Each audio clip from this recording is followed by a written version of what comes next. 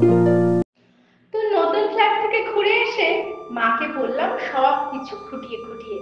তোর ঝকঝকে মোজাইক মেঝে, ইমালশাল লাগানো দেয়াল, আধুনিক ডাইনিং টেবিল, দরজা জানলায় ঝুলানো দামি পর্দা, এমনকি তোর ব্যালকনিতে রাখা বাহারি পাতার টব, সবকিছুই বললাম মাকে। নগেন দত্ত লেনে আমাদের আলো বাতাসহীন একতলার ভাঙা ঘরে বসে মা সব শুনলেন চোখ বুজে। শুনতে শুনতে মায়ের মুখে ফুটেছিল হাসি আর চোখে আসছিল জল। তোর ব্যালকনিতে দাঁড়ালে ছড়িয়ে থাকা শহরটাকে অনেক দূর পর্যন্ত দেখা যায়।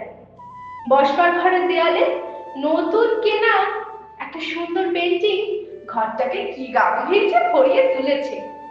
এই সব কিছুই মাকে বললাম। চোখ বুজে শুনতে শুনতে মায়ের মুখে ফুটেছিল হাসি আর চোখে আসছিল জল। তোর চেহারাটা আগের চেয়ে অনেক ঝকঝকে, সুন্দর হয়ে গেছে, ফর্সা হয়ে গেছিস অনেকটা। যদিও তোর হাসিটা আছে ঠিক ছেলেবেলার মতো। জামাইবাবুর মুখে শুনলাম সামনের পুজোয় তোরা নাকি একেবারে পুরো দক্ষিণ ভারতটাই বেরিয়ে আসবে। নগেন দত্ত লেনের ভাঙাচোরা ঘরে বসে এসব শুনতে শুনতে মা হেসেছে, আর কেন জানি না মার চোখে এসেছে জল। সবকিছুই বলেছি দিদি, শুধু তোর ডাইনিং স্পেসে রাখা দুধ সাদা রঙের ওই ফ্রিজটার কথা মাকে বলিনি। তোর বিবাহ বার্ষিকীর উজ্জ্বল সন্ধ্যায় তুই যখন গা ভর্তি গয়নায় অপরূপা হয়ে ফ্রিজের মাথায় হাত রেখে হাসছিলি, তখন যে তোকে কি সুন্দর লাগছিল মাকে বলিনি সে কথাও।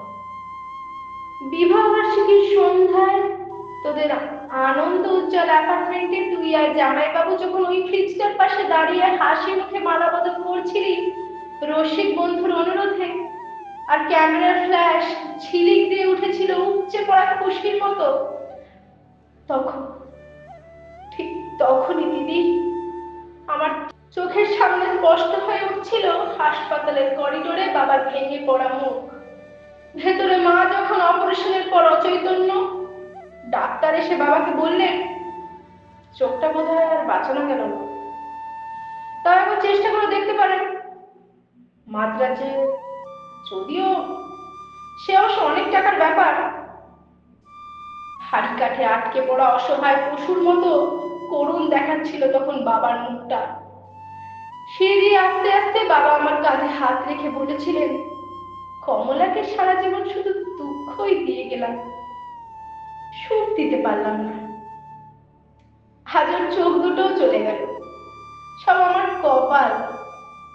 দিদি, অনেক দরদস্তুর চাপাচাপির পর তোর বিয়েটা যখন আরো কয়েক ভরি সোনা একটা ফ্রিজের দাবির জন্য আটকে পড়েছিল, অনিশ্চয়তার ঘেরাটোপে বাবা তখন কাউকে না জানিয়ে চড়া সুদে ধার করেছিলেন অনেক টাকা।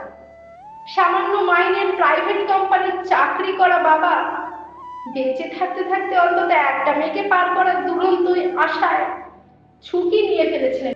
অনেকটা চোখের জল আর রজনীগন্ধা সৌরভকে পেছনে ফেলে তুই চলে গেলি।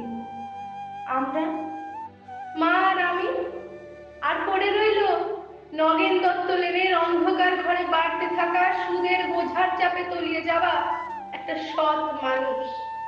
তোর বাবা, আমার বাবা। দিদি, তোর গা ভর্তি গয়না আর ওই দুধ সাদা ফ্রিজটার কথা মাকে বলা হয়নি কিছুতেই। দৃষ্টিশক্তি ক্ষয়ে বসা মাকে বাবা বলেননি কিছুই, শুধু অসহায়ের মতো খুঁজতেন মায়ের মুখে একটু হাসি। বড় মেয়ের ভালো ঘরে বিয়ে হওয়ার একটু তৃপ্তি, সে হাসি খুঁজতে খুঁজতে ক্লান্ত বাবা চলে গেলেন।